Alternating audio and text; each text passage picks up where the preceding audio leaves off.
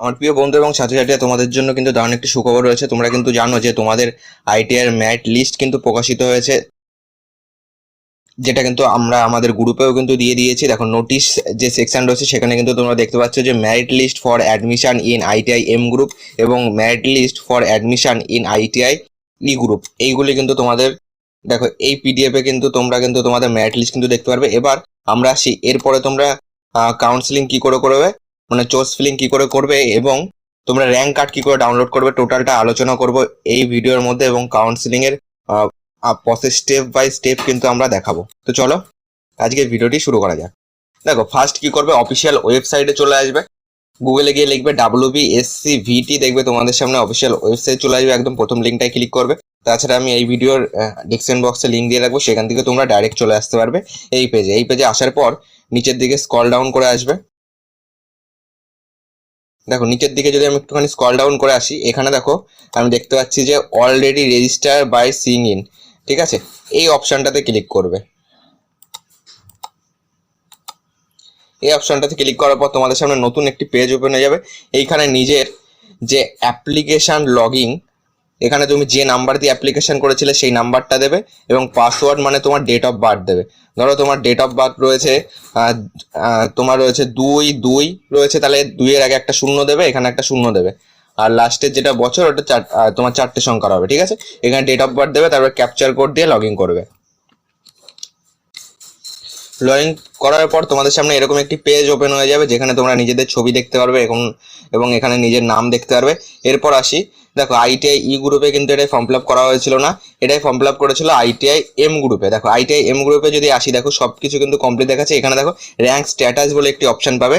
এই rank status যে option রয়েছে, এর পাশে যে আমাদের রয়েছে জেনারেটেড ডাউনলোড র্যাঙ্ক কার্ড, এটাতে ক্লিক করলে তোমরা এখান থেকে র্যাঙ্ক কার্ড ডাউনলোড করে নিতে পারবে। এবং র্যাঙ্ক কার্ড ডাউনলোড করার পর এটাকে যদি আমরা ওপেন করি, এখান থেকে কিন্তু দেখতে পারবে যে তোমাদের র্যাঙ্ক কি রয়েছে। দেখো এইখান থেকে কিন্তু আমি দেখতে পাচ্ছি যে র্যাঙ্ক কত রয়েছে, ঠিক আছে। এটা একটা ক্যান্ডিডেটদের দেখাচ্ছি। এরপর কি করবে, দেখো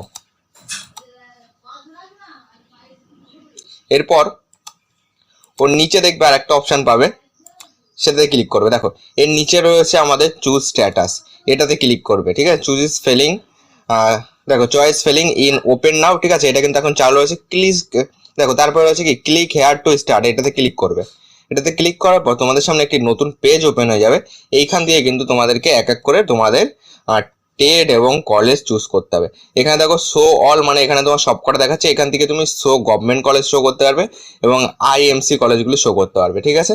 এবার এইখান থেকে একটা জিনিস খেয়াল করবে, এইখানে তোমার ধরো এখানে আমি এইটা অ্যাড করছি, ঠিক আছে। ধরো আমি এখান থেকে এইটা অ্যাড করছি, তাহলে দেখো এইটা এই পাশে আমাদের অ্যাড হয়ে যাবে। ওকে, দেখো এই এক এক করে এখান থেকে তুমি অ্যাড করবে।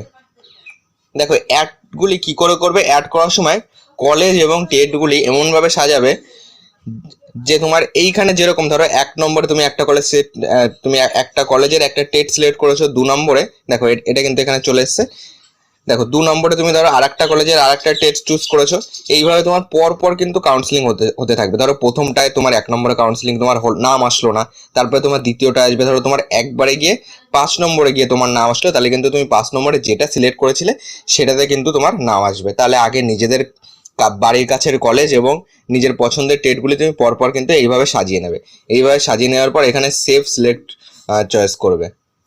ওকে, এবার এইখানে দেখো আপ ডাউন বাটনও কিন্তু তুমি দেখতে পারবে, সেখান থেকে তুমি কোনটা তুমি আপ ডাউন করতে চাও সেইভাবে কিন্তু তুমি নিজের ইচ্ছা মতো সাজিয়ে নিতে পারবে।